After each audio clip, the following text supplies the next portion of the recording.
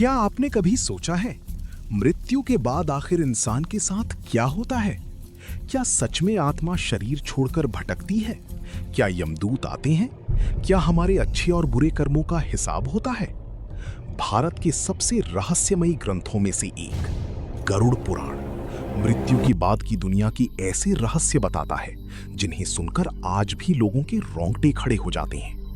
लेकिन क्या ये सिर्फ एक कहानी है या इसके पीछे छिपा है कोई गहरा आध्यात्मिक सत्य? आज की इस वीडियो में हम जानेंगे मृत्यु के बाद आत्मा के साथ क्या होता है। गरुड़ पुराण के अनुसार जब किसी इंसान की मृत्यु का समय आता है तो सबसे पहले उसकी चेतना धीरे धीरे शरीर से अलग होने लगती है। कहा जाता है कि उस समय इंसान बोलना चाहता है लेकिन बोल नहीं पाता। वो अपने परिवार को देख सकता है, सुन सकता है, लेकिन कोई उसे सुन नहीं पाता।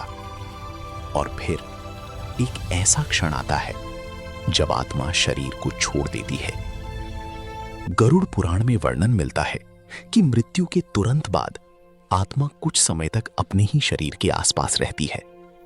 उसे समझ ही नहीं आता कि अब वो जीवित नहीं है। गरुड़ पुराण में कहा गया है कि मृत्यु के बाद यमदूत आत्मा को लेने आते हैं, लेकिन उनका अनुभव हर इंसान के लिए अलग होता है। अगर किसी ने अच्छे कर्म किए हों तो आत्मा शांत रहती है, लेकिन यदि इंसान ने जीवन भर पाप किए हों तो कहा जाता है कि आत्मा भय और पीड़ा महसूस करती है। ग्रंथों में यमदूतों का वर्णन बेहद रहस्यमयी और डरावना बताया गया है। कहा जाता है वे आत्मा को उसके कर्मों के अनुसार अगली यात्रा की ओर ले जाते हैं। यहीं से शुरू होता है मृत्यु के बाद का असली सफर।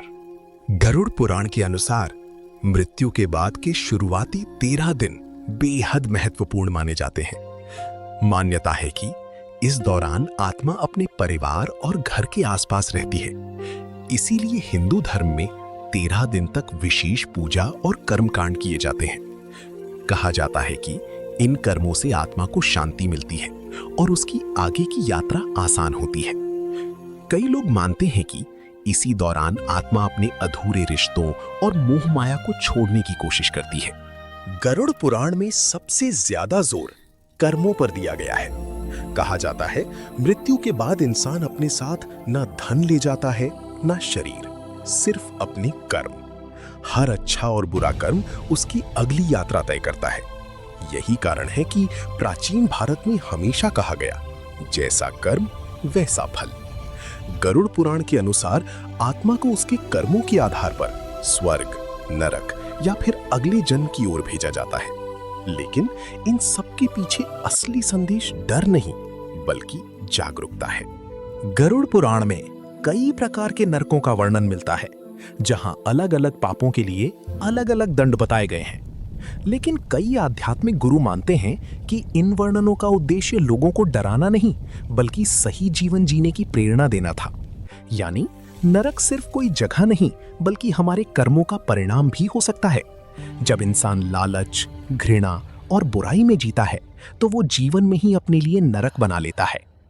गरुड़ पुराण का सबसे बड़ा संदेश शायद यही है कि मृत्यु अंत नहीं है। शरीर खत्म होता है लेकिन आत्मा की यात्रा जारी रहती है, और इस यात्रा को तय करते हैं हमारे कर्म, हमारे विचार और हमारा जीवन।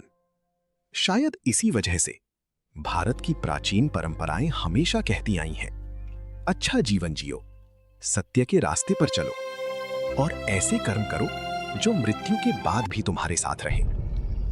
अगर आपको भारतीय रहस्य, प्राचीन ज्ञान और ऐसी ही आध्यात्मिक कहानियां पसंद हैं तो चैनल को सब्सक्राइब जरूर करें और कमेंट में बताइए, क्या आप मानते हैं कि मृत्यु के बाद भी आत्मा की यात्रा जारी रहती है?